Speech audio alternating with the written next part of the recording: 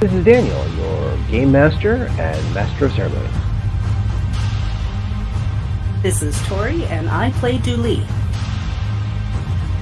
This is Sorcerer, and I play Ty. This is Becca, and I play Mirgrat. And this is Odyssey, a Babylon 5 story. Welcome aboard.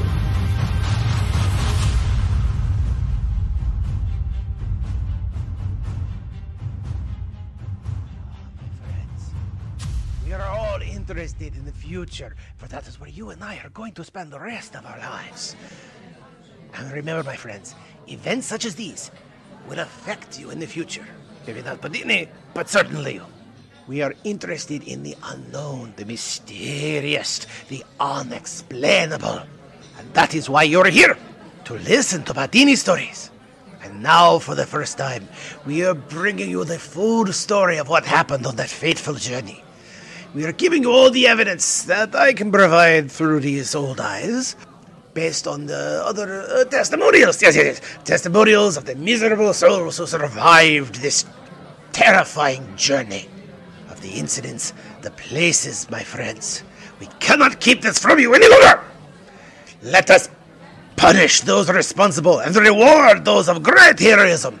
My friends, can your hearts stand the shocking events of the Tau Marie Celestia? Great maker. I didn't see you there. See? Padini still got it, huh? Still got it. I was just practicing. Yes. Not actually trying to figure out how to sell this to promoters. No. Just practicing my lines. This is going to be a good movie. Yes, it'll be a good cinematograph. Definitely. So you've come back to Padini for stories. Good. Now sit, have a drink, maybe have the what is that over there?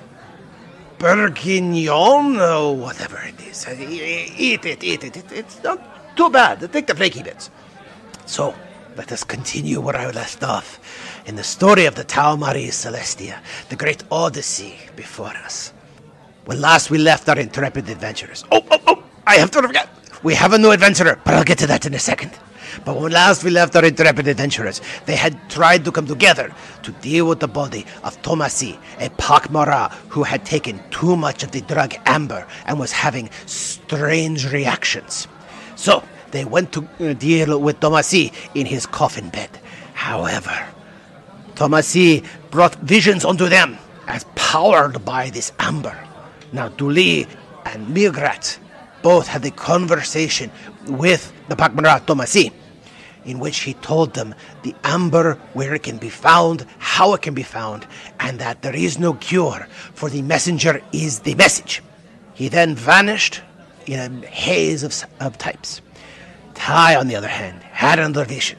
A vision of bugs eating heads, exploding from heads, becoming heads, great swarms of bugs everywhere, until she found a place of peace. Did she find it with the other people who were pushing the bugs back somehow? No, she found it in a secure space where sat Alan Gibbons, a human male. This human male with a blue crystal brooch had an offer for her because she had found her way to him. Do the job. Come see him about a job, and she would be rewarded. However, this was just a vision as she woke up next to the body of Tomasi. Now we begin. However, as I said, we have a new player amongst our cast.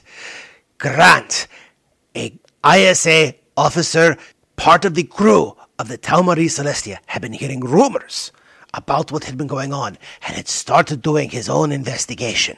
And so we begin by introducing our new player to the field. And is somebody recording this? Where's my recorder? Craig? Oh, where is Craig? Somebody get me a recorder. I need Craig. Craig, why are you no work? Told you, he's upset because we didn't invite him last time. I do not like the concept of an AI pouting. But you should be more considerate of his feelings. Still nothing. Craig, well, Can't say I didn't try. No Craig today. Hello and welcome back, everyone. This is Odyssey, Babylon 5 game. My name is Daniel. I'll be your GM for the evening and for all time. And so joining us is Paul. Paul is one of our new gamers who has worked with one of our players before. But we welcomed you to the table. Paul, introduce yourself and your character. Hi, I'm Paul, longtime friend of Tori/Dooley. I'm playing Grant Sherman, who is a human fleet officer. Yes, so this is going to be interesting to bring aboard, and we're happy to have you. By the way, thank you for joining us. So we have now brought our team up to 4. We're no longer the standard Minbari 3. So, Grant, here's the best thing about being on a ship like this. Nobody's screaming on a regular basis. Hashtag goals. Yeah. But the great thing about being there is, again, nobody's telling you. There is a captain. She is captain. His name is Joan Storenko. Storenko. Sorry, I had quite come out of my mouth right. But Captain Storenko, a little on the older side, very well veteran. She was, as far as you can tell, from EarthGov. Technically retired as a captain, but just taking the position on this ship because it's still good money. We've been meeting with a couple of the other crew members, again, doing what you usually do. Now, you've been running ops for a while, which is everything from basic scanning, piloting, navigation, make sure functionalities of the ship are running at peak efficiency, all that kind of stuff. Surprisingly, a lot of paper pushing. Bureaucracy never ends. Bureaucracy is the method. However, there's still people who've been talking about a couple of weird incidents. One was Lieutenant Denny O'Neill. Her real name is Denise, but if you call her that, she will punch you right in the nose. But she keeps trying to talk to other people about the incident that happened during her last load. Now, this was a couple of days ago. You guys have been in hyperspace and traveling through various systems for days. Oh, I should probably mention, since you weren't here for this, right when the ship left, hyperspace jump gate opened. As you were flying in, 3 soul hunters flew out, which kind of freaked people out for a little bit. If you see a soul hunter, that means something's going to die. To see 1 is rare. To see 3 means, oh dear God. So that got some of your crew, even the non-superstitious ones, a little on edge. Denny has been trying to do more. She gets the pilot share every now and then for the big vessel, but she's mostly a shuttle pilot and a fighter pilot. One of her other colleagues, Rand, was also in that same shuttle, and he kind of stopped, not wanting to deal with everything and just said, you know what, I don't know what happened, I don't want to know what happened, goodbye, I'm going to do my job, move forward, that's it.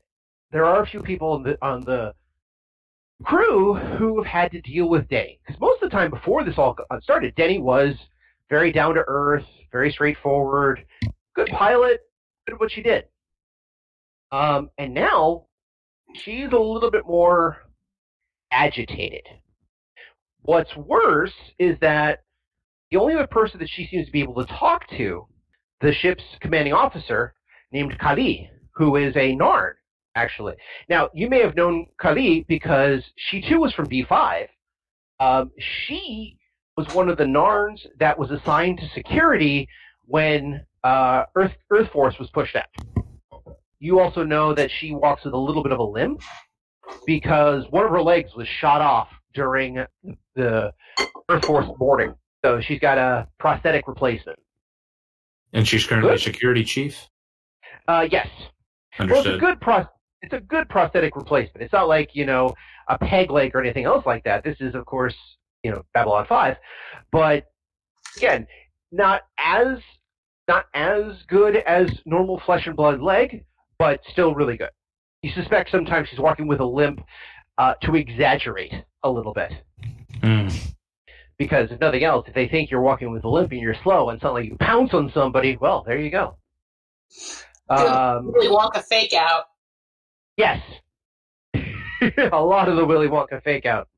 But it's, again, good strategy move. Now, she is like most Narns you've encountered. Straightforward, to the point, has a sense of humor. You just gotta have to dig for it. But she's the only reason why she talks to Kali is Kali was the one who had to clean up the mess. The mess was during this little transit where whatever happened, happened. And by the way, whatever happened, not everybody could believe. They just think the scanner went out for a second. Not that the ship disappeared or anything like that. That's stupid. But for the fact that when the ship came back, people were in the wrong chair. Okay, that happens. Weird thing happened. But there was a blue brain covered in blue goo in the center aisle. So Kali had to deal with the brain. She had to get it to medical. Medical is still examining it because, as far as they can tell, it didn't have a body. It's kind of weird that a full organic brain would be right there. So, yeah. You've been hearing all these interesting rumors. You've been hearing all these interesting discussions. And for the most part, it is people who are like, okay, fine, you saw... It's the equivalent of, you saw a UFO, whatever, sit the hell down. So let's talk about how you have been dealing with this said situation. Okay. Enlighten me. Well, strangeness, I saw quite a bit of it on B5, so I'm certainly no stranger to it. I came here seeking a little more peace and security, or at least stability, and I'm not terribly thrilled to see the same type of shenanigans repeating themselves on an entirely new ship. It must be happening universe-wide at this point, I imagine. So I'm just kind of rolling my eyes and going with the flow as much as possible, to the extent that my objective is to keep all the civilians safe, all the passengers safe, so I just focus on that. Gotcha. Again, I'm doing my job. I do not want to deal with strange god entities out there in the void, but if I gotta, I gotta, but you know what? I don't have to right now. Let somebody else do it. Is that about right? Essentially, I mean, he's, as you saw in his background sheet, he cares about people, generally speaking, so he won't be too hesitant to get involved, but he wish it weren't happening, but since it is happening, he'll jump in. Okay. So, do you jump in to openly talk with this to Denny or Kali, or do you just kind of sit back and listen to see if there's anything that can be done? I'll talk to Denis and see if there's any way I can help her within reason. If there's anything she needs, I'm certainly, willing to step up and help. Okay. So while all this happens, again, I'm speeding through a couple of days as this happens. At some point, you just kind of say, hey, Denny, are you okay? And she says, look, I just, sorry about this. It's just so weird, the stuff that's been going on. I mean, between this and all the other just bizarre characters and everything else going on. And she actually asks you to look, can we just go grab a beer after shift and I can talk to you about this? Yeah, of course. To hear me. Of course. So you guys end up at Shokar's Kill, which is actually a very good Zoom burger place run by a Drazi. Yeah, the beers there are Titanic because the Drazi, the Shokar, who runs it, thinks it's hilarious. But after about 2 or 3 of these, she just keeps shaking her head. She says, you know what nobody else tells about this? There was... Okay, after everything happened, after the weirdness that was, and after the decontamination, I went with Rend, this Narn, this human soldier who looked like she had way too many stresses on her plate, this pak'ma'ra, who wore an air freshener around its neck. And this Drazi, the Bikari trucker, who actually grabbed my chair for a minute or two during everything to make sure we were all stable, and we end up here to talk things out. And what else happened when we did this, besides we saw the soul hunters, besides the weirdness that everything else happened, on the ship, there was this woman, this Centauri woman, Madame something or other. She came up to us and asked if we were okay, and we said, fine. Why? She said, because we're all gonna die. And none of us were ever going to return from this journey, and that this vessel was lost, and we just don't know it yet. and then she wandered away. How do you deal with that? Well, first and foremost, I would heartily recommend meditation and seeing a counselor. Number two, that pak'ma'ra sounds very considerate, considering the known smells that can be associated with them. Number three, this woman sounds a little unhinged, but, we've certainly seen a lot of strange things in our time. Was she talking about the shuttle or the liner? As far as I can tell, I think she was talking about the liner. I mean, she could be talking about the shuttle, which means, my head's on the chopping block with 30 other people, but everybody else is beefawning. But with everything else she's talking about, she didn't sound like it was just an oopsie-daisy 12 people, 30 people lost. We're talking at least a good, 50,000 here. And you haven't seen her again? I haven't gone looking for her. I've been a little freaked. Well, I understand that, but, if this person isn't in her right mind, she could be a danger to herself or others. I would be happy to look for her just to make sure she's okay. Can you give me a description of what she looked like? Yeah, I can. She notes off, it's Centauri female, very well dressed, shaved head. She jangles when she walks. Honest to goodness, like she has bells strapped to her dress. Okay. And so, yeah, she's some sort of hoobity-joo. Like, she mentioned her name, Madame House something or other. She's probably on the docket for this vessel, for the vessel. She had a ticket and everything. So, let me see if I can get you... Yeah. Good place to start. Well, let me get you her information, and I'll get back to you.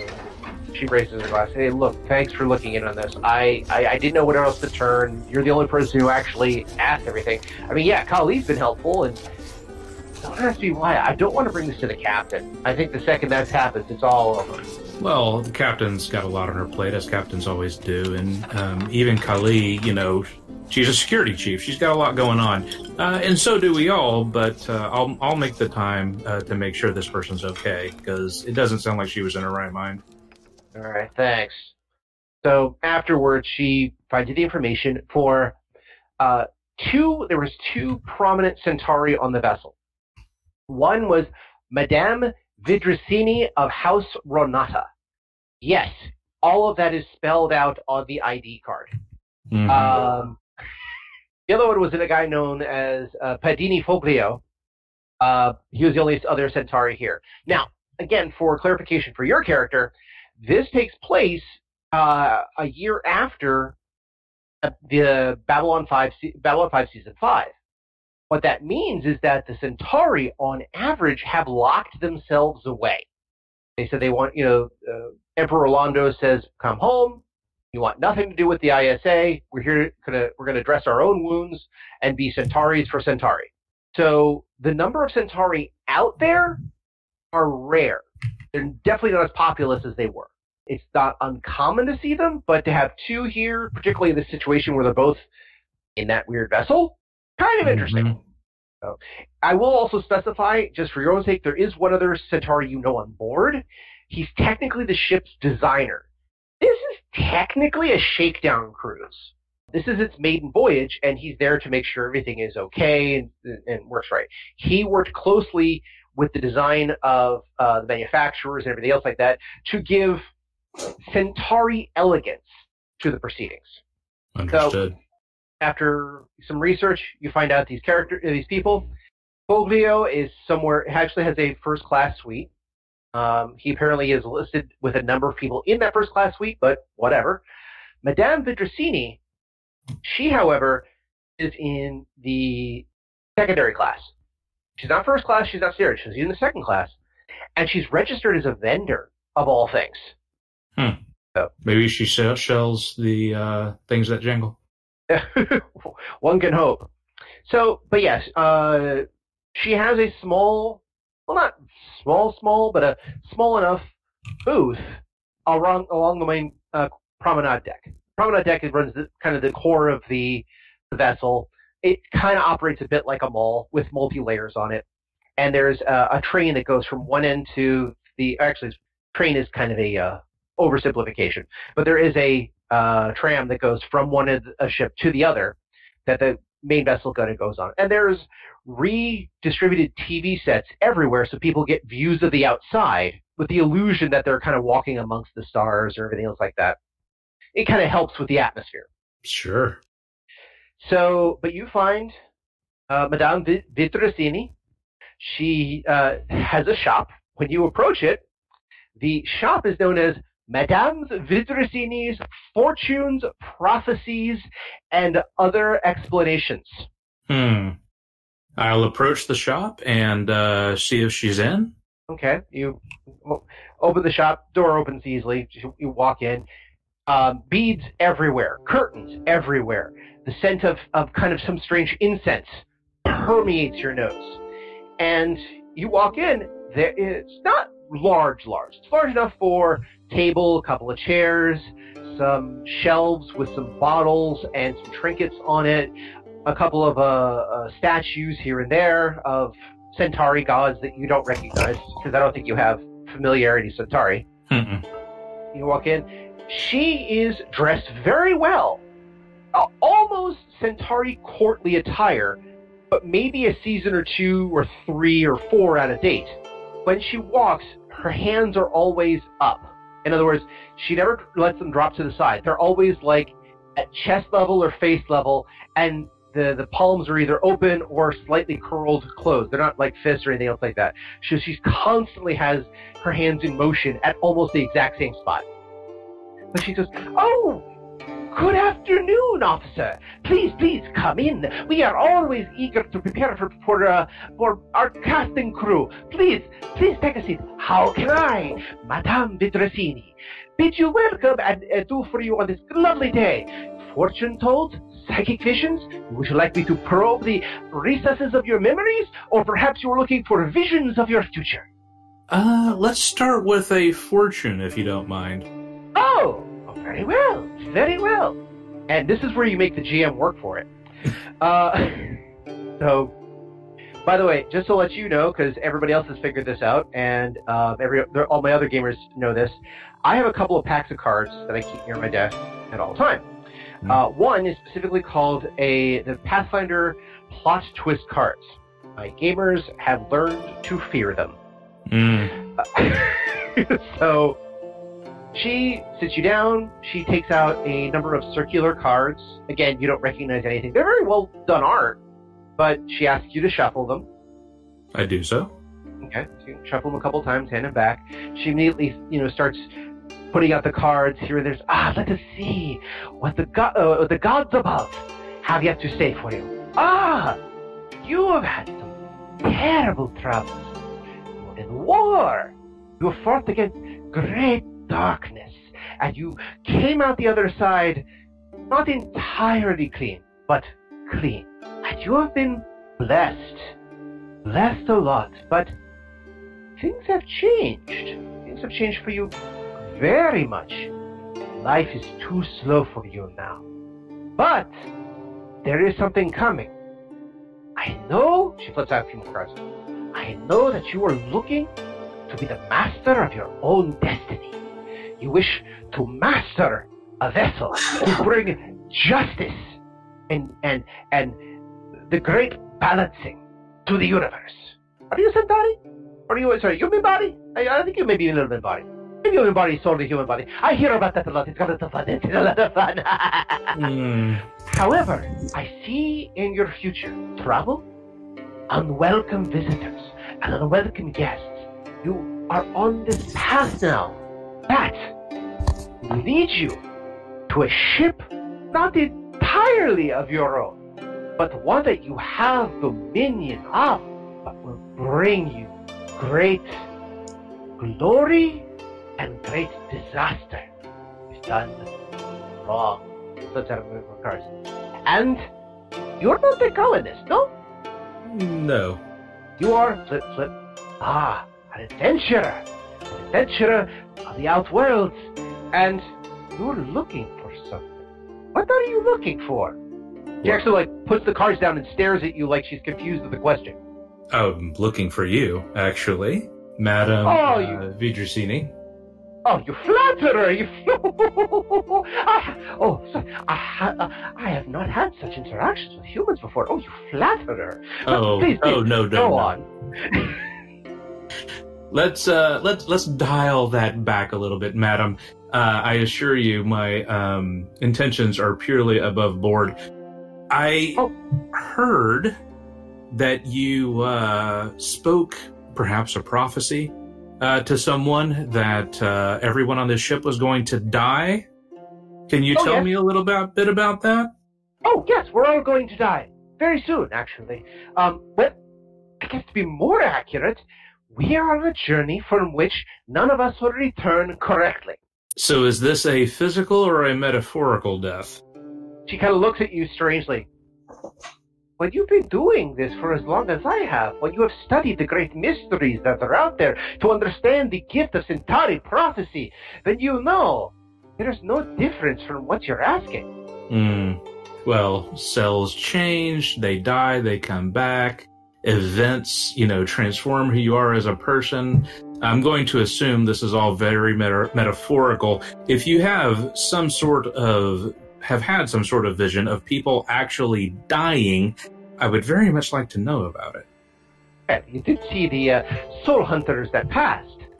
I can tell you, she flipped out a couple more cards. Flip. They're not looking for you, and they're not looking for me, but they're looking for people on this ship. People, plural. Indeed. Why else would they send 3? If it was just the one, they would send 1. That's fair. But I can tell you this, as I told the other people. Very few people on this vessel are who they say they are. And I think you know that too. I think you caught a glimpse of that earlier. But she flips a few more cards. I don't know if I should tell you this. I think I have to. She then kind of like says, hold on, I must check. She grips the table, closes her eyes, in a way that makes you think that she's doing some sort of meditation or breathing technique, until she starts vibrating. Just,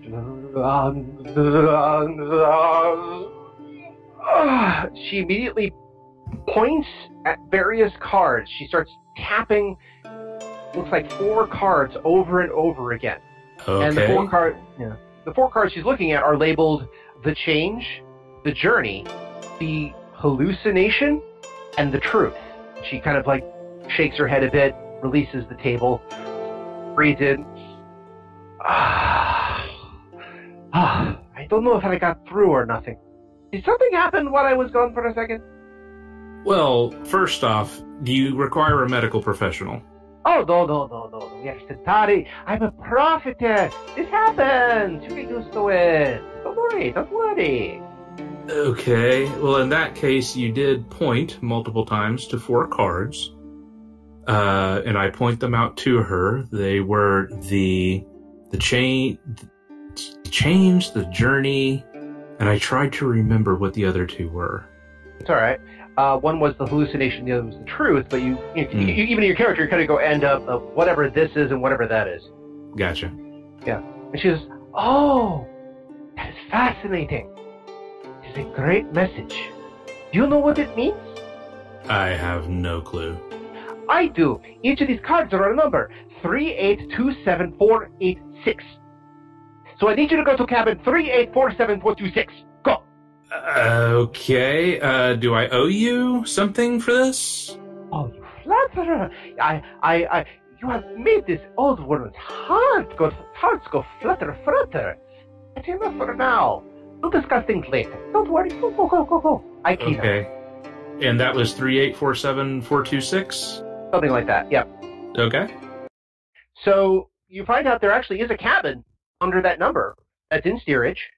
Technically, it's a sector code plus the actual cabin number. They always refer to it differently to the service people than they do to the passengers. However, you did go to the steerage area and, sorry, not steerage, to the second class area, to one of the quarters here that's actually part of the alien sector. Now, it's not the high alien sector with the methane breathers, but it's definitely not the Mimbari, Narn, small Centauri, Drazi, or Bricari sectors. And it's not the human sector at all. So it's one of the other ones that Captain Sorenko refers to as the more strange type. Mm-hmm. You know, those who are not, as she might say, further away from established core world norm. This includes pak'ma'ra, the insectal creatures, which they never give a name, a few other races, which, again, they never really give a name, and the Abai, and the Buri. But there is a cabin. Looks like it's somebody's cabin. I will knock on the door. Okay. Well, this being Babylon 5, you don't knock so much as there is a chime to press a button and chimes. As you do so, this is when we bring Julie and Mirgrat into the situation. So, Julie and Mirgrat just had a nice long talk with somebody who may or may not have actually been there. Yeah, par for the course.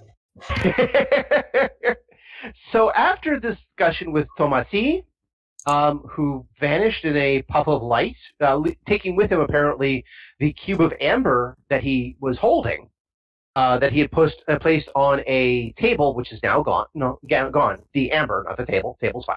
Well, you're shaking your heads and kind of doing, what was that? Oh, and even I believe we ended on Mirgrad's quote of, huh. So what are we going to do with all these fuzzy handcuffs?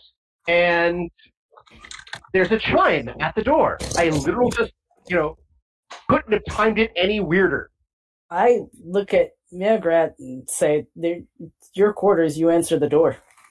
I'm just gonna shrug and pull out another air freshener to put on and answer the door. This one has a smiley face on it. Yes, it does. Yeah, I think I'm breaking into the pack that Dooley got me from the mini mart where I was reading Cosmos. Careful, they have a bunch of other ones that are technically B5 and as symbols, from various organizations, various groups and corporations, including, yes, you do have one that you're kind of saving for a special occasion, which is the commemorative Rebo and Zuti air freshener.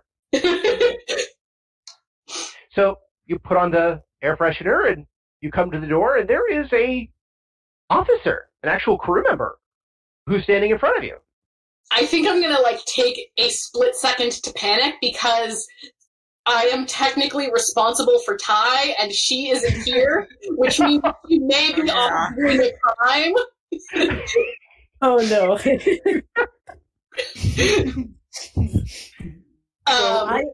I see the officer. I quickly pick up the padded handcuffs and throw them in a corner.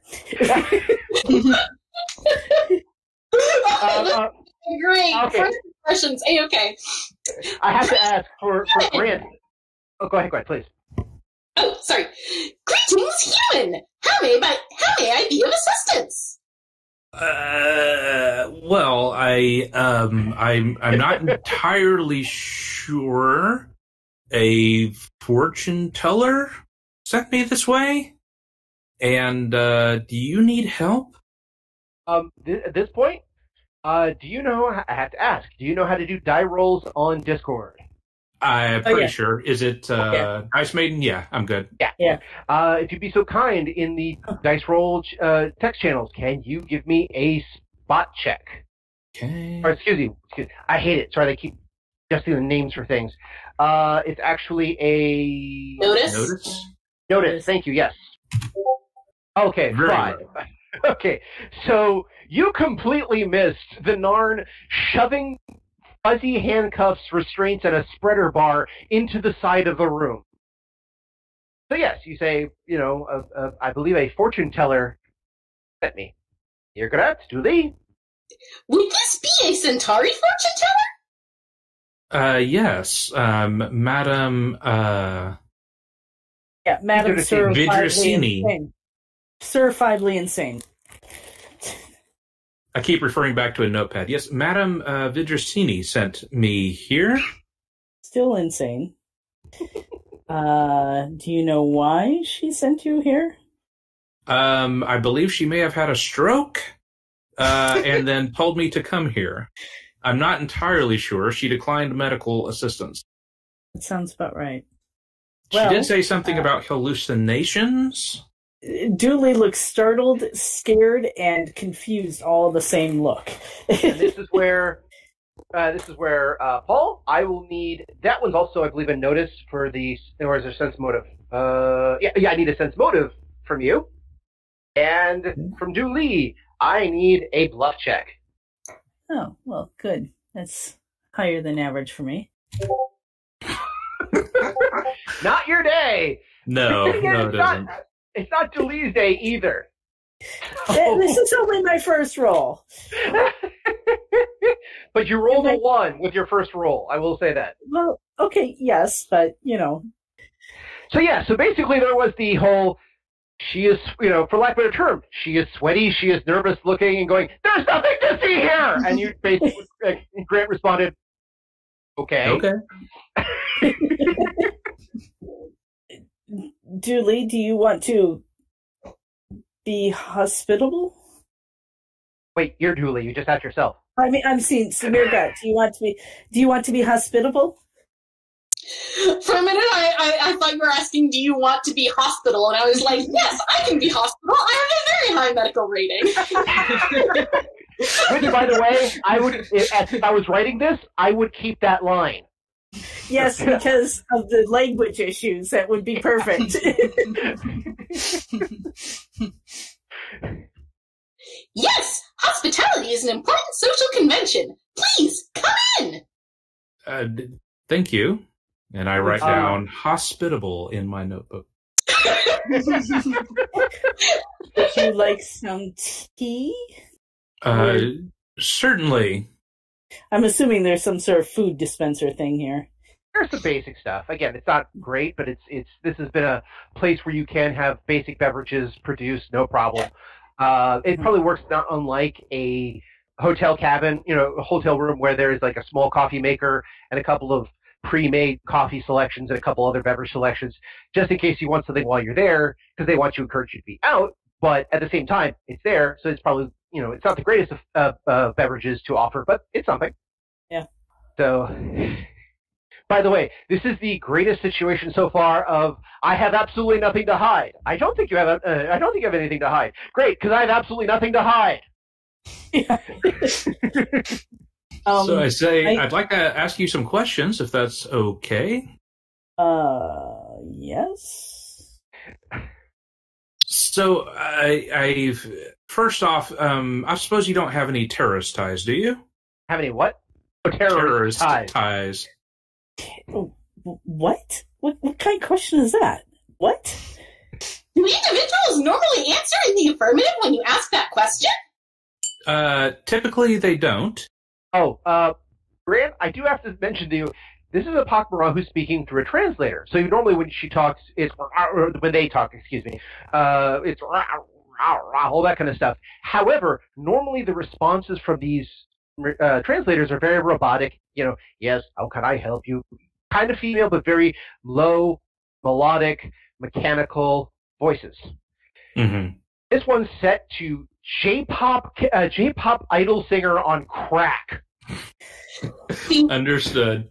Mirka does a lot of interspecies work, and after analyzing the results from a number of surveys, they settled on the single tone of voice that was most likely to come across as friendly and non-threatening.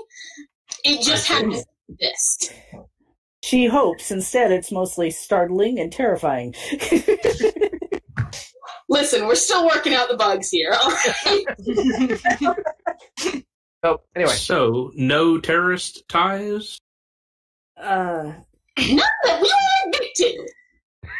None that they will admit to.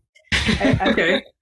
Mirka, I don't think that's quite the answer he's looking for. The answer would be no.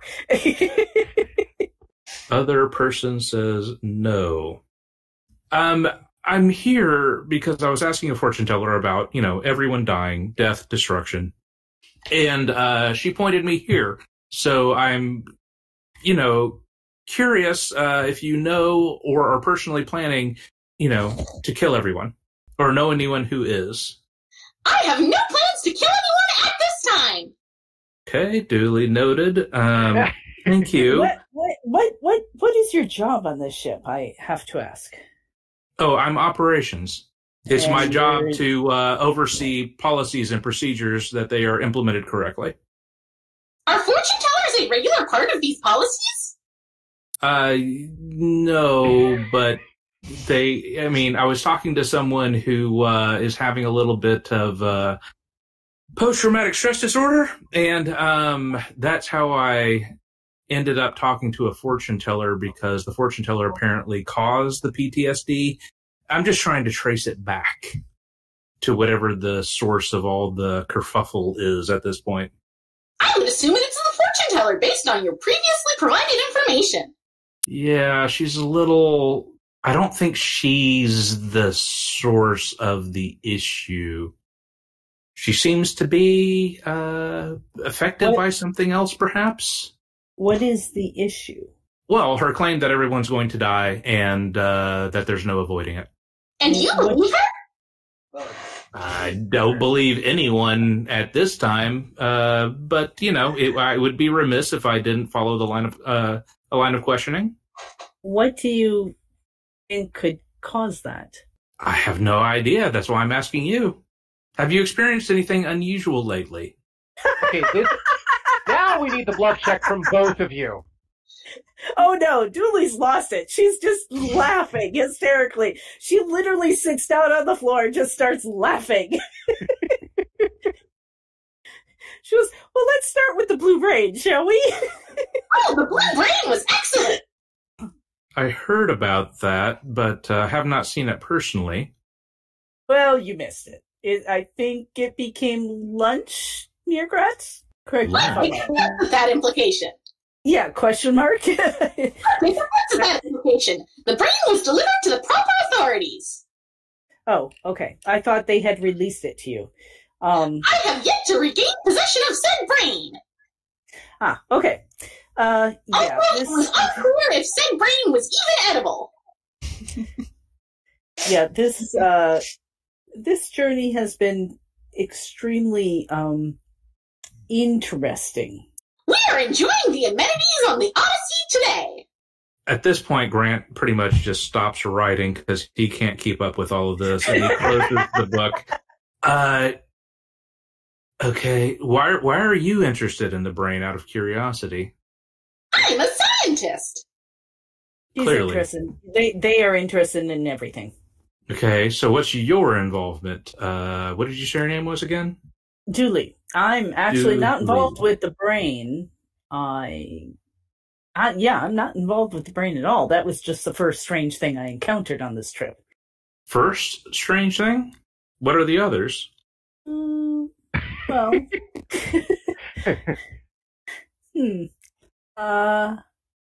Well, various events and... Dooley has bravely gone very nearly inside of a pak'ma'ra cafeteria. That does sound brave. I stood near the fringes. I couldn't go inside. I did go inside their meeting hall. And That this was is the interesting event. Oh, that's just one. Like I said, there have been multiple interesting events. How to put this? Go ahead and try. Am investigating a drug that affects the Narn, and now we know it affects the pak'ma'ra very poorly, trying to determine the source of it. And my investigation has led me to this ship. At this Which point, has led Grant reopens his notebook and starts writing again. Drugs. Which has Keep led going. me to question a lot of interesting people I might not normally meet in life. And you are a private investigator, or... Dooley is a formal attaché of the current pak'ma'ra diplomatic mission on this ship. I see. And since this now affects the pak'ma'ra, we are trying to determine the source. Right, the source of the drug.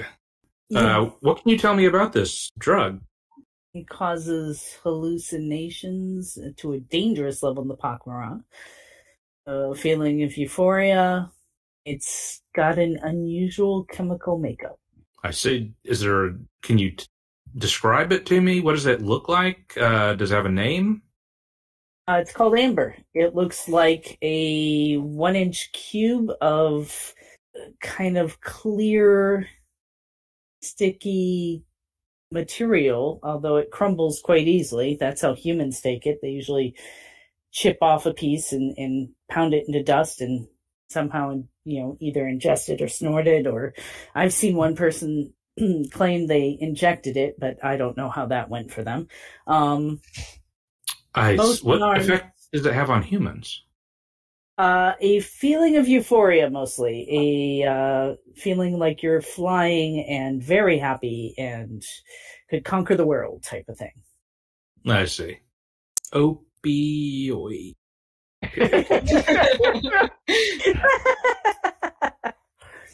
And you're tracing dealings of this drug? We're attempting to. Have you reported any of this to the security of the ship? See, there are complications in working with security. I suppose. What kind of complications? Of the Narn Centauri type of complications. And pak'ma'ra! Well, I don't have complications with the pak'ma'ra, but yeah. I'm aware that the Narn and the Centauri historically at least, have not cared a whole lot for one another. All right, so you're uncomfortable with dealing with the Centauri, and you yourself are Narn. Mm-hmm. Doodly equals N-A-R-N. So what are the presence of drugs is not entirely unexpected, but of course concerns me, as it should concern the crew of the ship, vis-a-vis the safety of the passengers. What's your next step? We're going to find our friend Ty. Yeah, we need to connect with a friend of ours. We were helping with pak'ma'ra that ingested too much of the drug, and we got separated. So we need to go compare notes with them. Well, the presence of a drug running rampant through the personnel on this ship is, of course, a serious concern.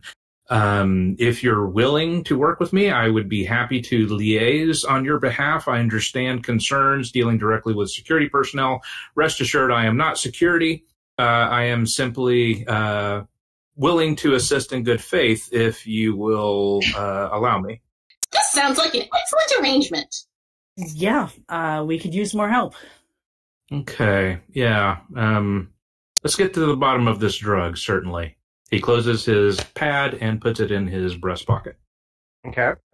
This is a good place for you to pause for you guys, because there's somebody else we need to talk about for a second.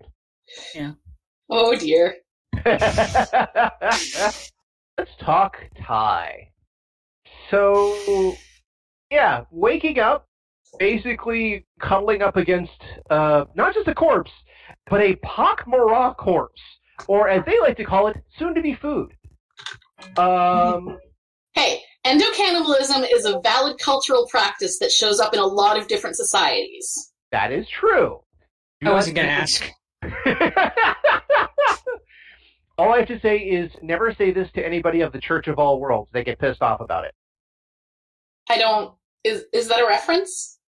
Actually, quick side note here, there is an organization out there called the Church of All Worlds. It is one of the largest, or was at one point, one of the largest pagan organizations out there. Not like traditional pagan, anyway, complicated. However, it's based off the book Stranger in a Strange Land, in which the character of Michael, who is raised by native Martians, complicated, mentioned that the Martian people practice a form of cannibalism where you eat the people you treasure to bring their presence within you. And so there's other philosophies in there about the Church of All Worlds, which if you ever read A Stranger in a Strange Land or see the overly sarcastic productions YouTube abbreviation of it, which I can't recommend enough, it's damn hilarious. Yeah. cannibalism is a major factor of the book. So the Church of All Worlds likes to embrace some of the ideology. So if you ask them, are you cannibals? They get really pissed off about that. I mean, endocannibalism shows up in a decent number of Earth cultures as well. Yeah. Like, much more commonly than exocannibalism. Oh, yeah. Well, again, because that's whole, feeding upon the families, bringing those you cherish into you and their strength, their wisdom, all the rest of that. And that's not even including the other, as you said, the exocannibalism of eating the heart of your enemy to gain their bravery. Among other things. Yeah. So, anyway. Strange discussion that's going to be cut out of the podcast. Over. Continuing on. So, I mean, you can leave it in. I'll talk cannibalism all day. By the way, that will be the quote of the day for this episode session. I can talk cannibalism all day. So, anyway, Ty, you are, in the capsule hotel. There's a body that, if you thought they smelled bad before, very obviously dead, not moving, not breathing, eyes not blinking, mouth tendrils not doing anything.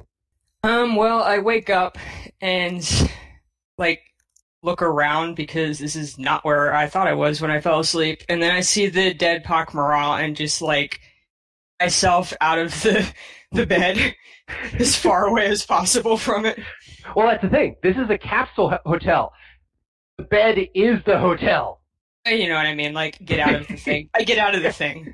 You're probably kicking the door open, kind of open up, open up, open up! I assume it's not still locked. So, yeah. Thankfully, it's not locked. It opens, automatically, so you have to wait for the mechanism to open for you. You just can't kick it open, but it does open. You're able to climb out, no problem. So I scramble out of that thing and, get away from it, and then just, look around because this is not where I was before. I was here before, but the people I was here with are gone, and now there's a dead body. So I'm thinking that I'm gonna leave ASAP before someone tries to arrest me again. Okay. Give me a notice check, please. Yes. All good? Yep, sorry, I had a brain fart for a sec. It's okay. Just open a window. So 16. So in your panic, you kind of open the door, you're like, okay, thankfully, this is not the worst that could have happened, because number one, you're still fully dressed. Number two, true. There is a great line from the great improv line from the movie Iron Man of, okay, let's admit this is not the worst thing you ever caught me doing. It's again, it's one of those situations of the, okay, this is bad, not the worst I've ever done, but bad. But you kind of scramble out there. And you notice very quickly, based on the writings and everything else around you, that this is very much the pak'ma'ra section. That's where you, again, dead pak'ma'ra, makes sense. But that's where Nirgrat led you and Julie to deal with the situation. So while you kind of scramble out, and immediately the first thing that comes to your mind is you're looking like, oh God, hope nobody saw me.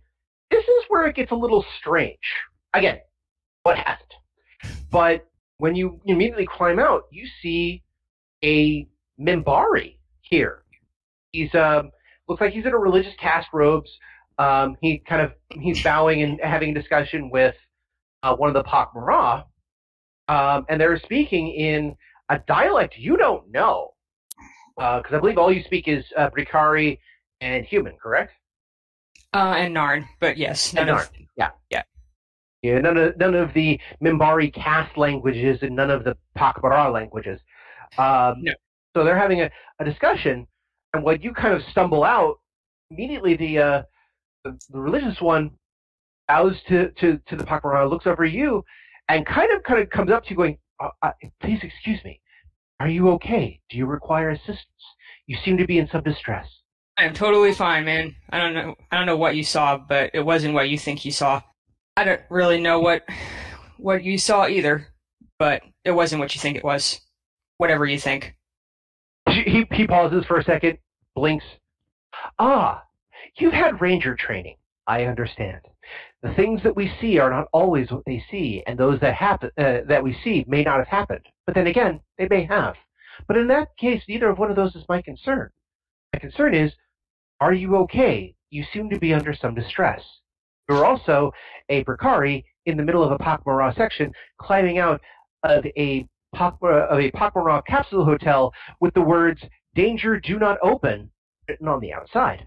It would take an extremely long time to explain everything. Have you seen Narn around here? I have They're seen many pak'ma'ra. Narns. There's some air fresheners on them. Just in this area. I, not to my knowledge, I came checking with another spiritual seeker on my quest, but there was word of another Narn a little while ago, from what I'd understood. By the way, give me another notice check and make it a good one. It's not going to be a good one. Well, let's see what you get. Ice Maiden. This is one of Ty's worst things. Oh! Okay. Like I said. This will haunt you for a while. You don't know what it is. You don't know why it is. But you've known you've seen this other Minbari before. And it's gonna haunt you for a while. And he basically says, please, if you were in need of assistance and if you're in a situation, allow me to escort you. If you do not wish, I will back off. But I understand how important some of these things can be. I don't really need any help, man. I'm gonna go find the people that were here. Maybe they went to the bathroom or something and left me, and this is all a very weird dream or prank. I understand. I hope this is no dream and that you find the way you're through, and I hope you find the home you seek. Give me a intelligence check. So that's just basically, in this case, what's your base intelligence? 13. 13. Okay, so I need you to roll just a straight d20, and if it's 13 or under, you make it. If it's 14 or over, you didn't. Okay? Result 18. Oof. So close to a plot point. Oh no! Everything's going great. Basically, again, the word home just kind of itches in the back of your head in a weird way. Like, again, this is also probably Ty doing am I going about to have another change of life experience? I've had 7 in the last 4 days. I just stand there for a second and just stare at him and start backing away slowly towards the door. He bows and, with the traditional Minbari, interlacing the fingers, putting the thumbs together in the triangle, he bows. And he then keeps his eyes closer to the floor, just kind of looking down. You gotta back away, round the corner, and run. Yes. So, where are you running to, I guess, is one good question.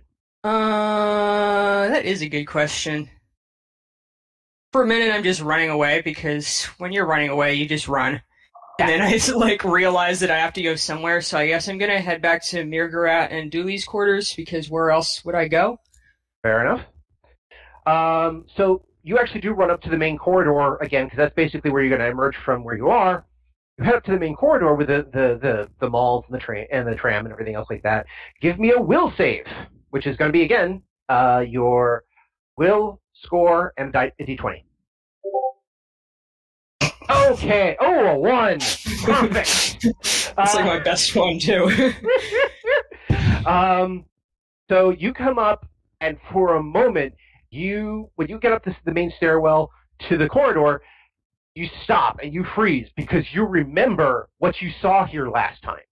Mm-hmm. Last time you were here, it was covered in insects and bugs everywhere, heads exploding, reforming, a couple of weird instances on the side, and for a moment, you lock up. You also remember seeing Joey's, the gangster, coming up behind you, tapping his head, and tapping your shoulder, asking you a question, and then his head explodes. But you just you freeze for a moment in almost terror for a second. When you do that, another Minbari approaches you. Now, this one you know. This is a Paro. This is the sheriff guy. Mm-hmm. So he comes up, because again, it looks like he'd been patrolling around the main corridor. He comes up and he goes, "Oh, I was looking for you. I have news." And he stops mid-sentence, "And you are not having a good day." You can say that again. He nods, bows. He brings out a small communicator from his pocket, kind of clicks it. "This is a message for Dooley, I have your friend. Please, are you available? Are you available? For a moment, there's no response. And he says, I believe I know where they went. If you'll follow me, I can take you to your friends. I look doubtful, but I just kind of like shrug and follow him. Okay.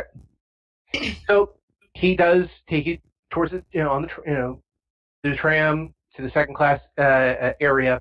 By the way, I need one other notice check from you, just because I think it's fun. It is fun. It's really fun watching me not get these.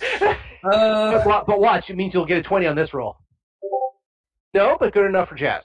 He helps you onto a tram. Tram loads up, starts heading towards second class area. But as you load up, you see a small eating area. Not even a cafe, just, almost like one of those, those places where you order food, but you don't actually have a seat. You just have a bar that you stand at while you look outside. Or is that kind of like a food court? Must be a New Yorker thing. I can picture what this looks like. Imagine, if you will, there is a bar on a wall. In front of you is a mirror. You have a space about maybe 1.5 feet wide on a very long wooden bar that is about 3 feet off the ground. There's no chair or nothing. You just stand there. You have a place to put your food, so you can eat and look out the window. Never seen this in my life, but I'll take your word for it. They had them in New York in the 80s. That much I can verify. But this is where you see. And for a moment, you see a person eating something. Kind of looks like a donut. Kinda, if you squint. But it's a gentleman with familiar hair, with a beard, and a blue gem that he seems to be wearing. And you go, I know that person. And wait, is that? Doors closed. Off you go. Once you get to the section, Haro is kind enough not to talk. He just says, unless we need to, like, this way, please, this way. And he leads you to a part of the section, a part of the ship you don't know.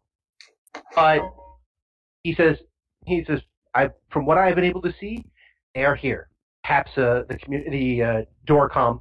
And Grant, Mirgrat, and Dooley, where we left off in your conversation is where it begins again. So a lot of the stuff that just happened to Ty was happening at the same time as you guys were having your conversation with Grant. Okay. Yep. You hear me? There we go. Yay! Right. I was wondering why it was so quiet. Really? I was expecting giggles or something like that with all the weird dice rolling. It's like, no, it's just me and Ty. Okay, cool. Yeah, there's a door chime right in the middle of, Mirgrat, Dooley, and Grant discussing the drug run. And Grant saying, is there something I can do to offer help, and this and that? And there's a chime at the door. Okay. Well, I'm going to go answer it. Okay. Because I keep feeling like Mirgrat will do this every time because it's the pinnacle of courtesy. You always answer the door. And so you open the door, and there's Ty, looking bedraggled, scared. Disheveled. Disheveled is a good metaphor. Also is a Paro, which is you don't know a Paro, but Dooley does. He is a Mimbari dressed in ranger robes. Oh, wait. That wasn't the one we met, right? Yes, it was. Well, okay. So Mirgrat doesn't know him, but Ty and I do. Yes. Okay. I'll kind of look behind Ty and give a little wave. And Ty, we have a new friend who is asking about what strange events we've lived through for the past few days. There have been many! Yeah, what the hell, guys? Where were you? Where did you go? I went back here! We followed the floating pak'ma'ra. Grant writes down floating pak'ma'ra. You just left me? I look around for a floating pak'ma'ra and don't see one. I guess I just kind of give up. I don't think we had a choice. It seemed to have been some sort of shared vision thing. Oh, you just didn't let me in on your shared vision then. That's cool. We weren't controlling it. The floating pak'ma'ra seemed to be. Well, your buddy is dead. I'm talking to Mirgrat. I don't remember his name. The one that you wanted us to bring here. I don't know if you still want us to bring him here, but Sorry, go ahead. Tomasi, this is an interesting development. We were under the impression that we had brought them here. Well, he's back where you left him. I don't know if you still want him or not, but I don't know what you would want him for, so don't tell me. Aparo immediately goes, yes, please do not tell us. Julie looks in the corner to make sure that all the gear is still kind of hidden.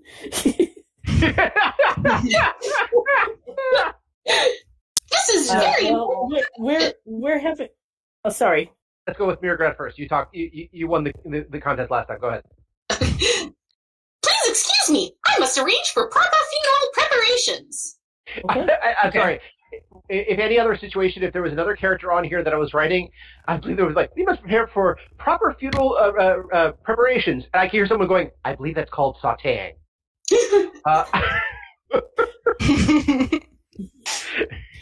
So we're having tea. Do you want some?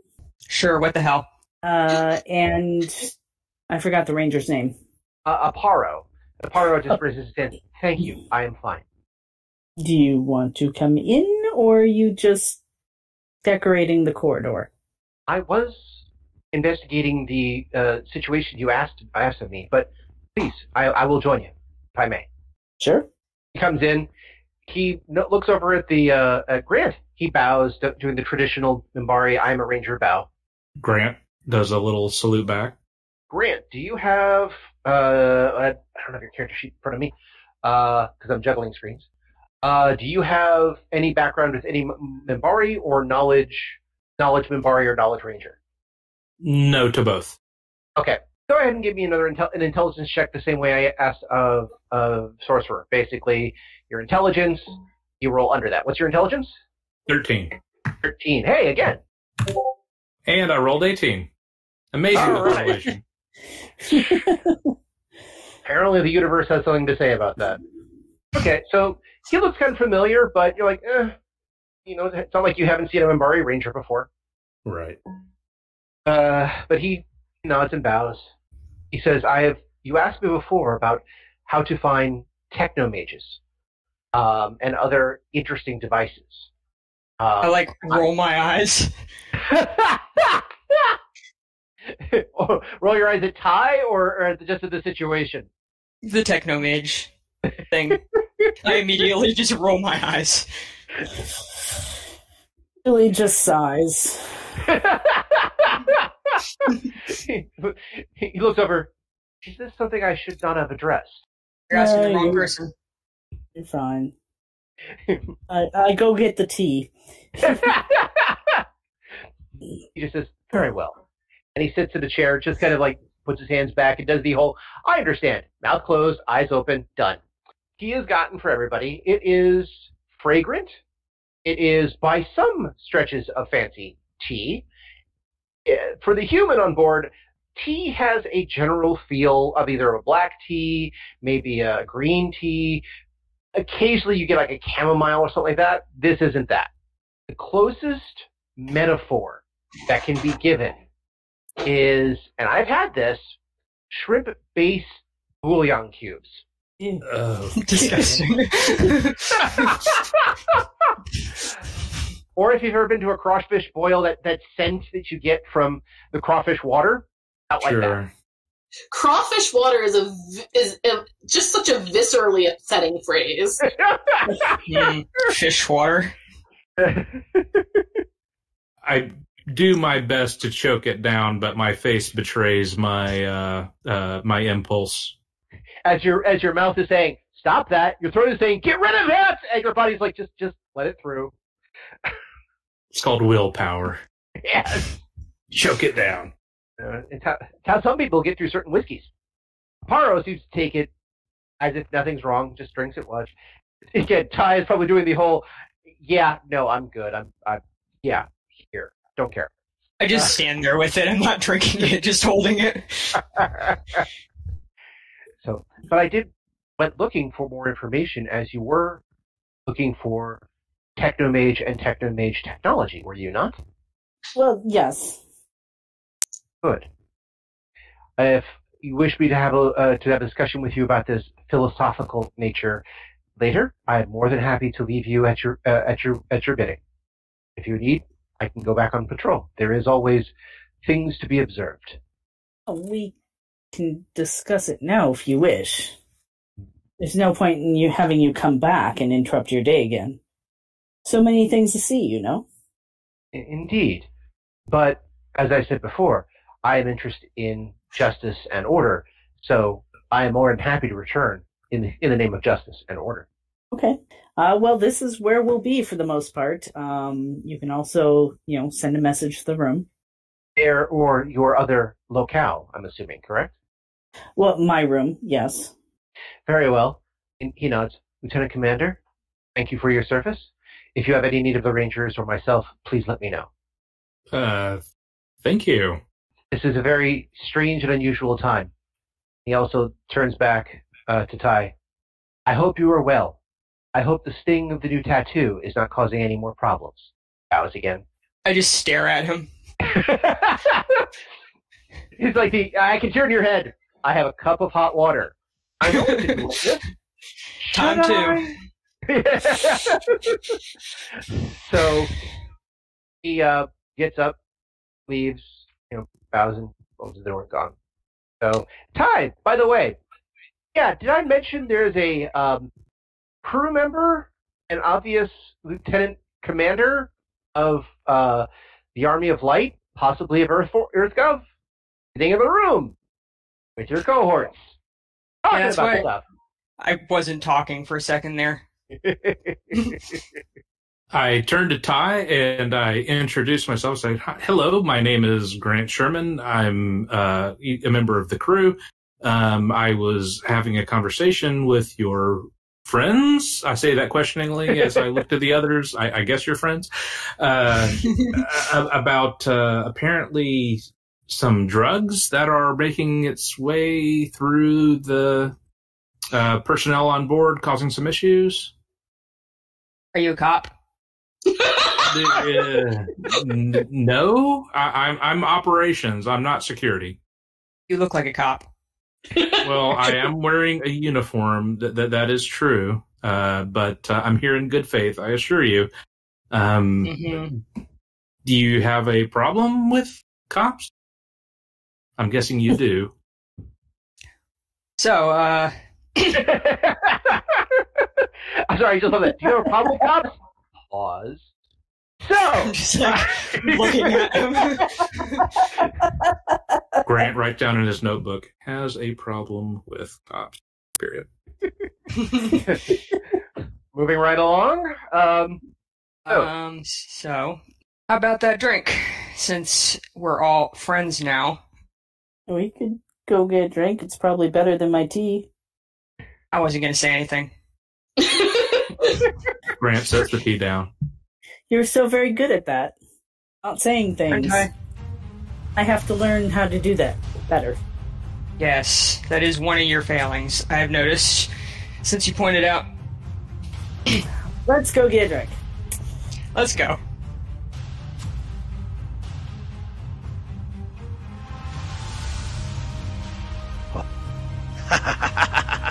See, there we go. Drinks! Drinks for everyone! This is why we have this. And you, of course, pay Padini with drinks, yes, for the good story. But you must come back. One, I need more drinks. And two, you need to know what they discussed and where this is going and how exactly is the messenger, the message. You must come back to Padini next time to find out these things and bring your friends. I have more cards to give out. Plenty more. And that's where we end for this week. I want to thank everyone for joining us and hope you continue to join us every 2 weeks for another episode of Odyssey. If you have any questions, comments, constructive criticism, or just want to say hi, then you can find us at temporalplaygrounds.com/Odyssey or email at temporalplaygrounds@gmail.com. Babylon 5 was created by J. Michael Straczynski and is owned by Warner Brothers Domestic Television. The Babylon 5 role-playing game was produced by Mongoose Publishing utilizing the OGL gaming license of D20. Our theme music was composed by Evan King. His song Titan Striker is available on YouTube and at evankingmusic.com. Incidental music and background was provided by Tabletop Audio at tabletopaudio.com. Please see websites for more information. Again, I am Daniel, and I thank you all for joining us on this adventure. Good night, and keep dreaming.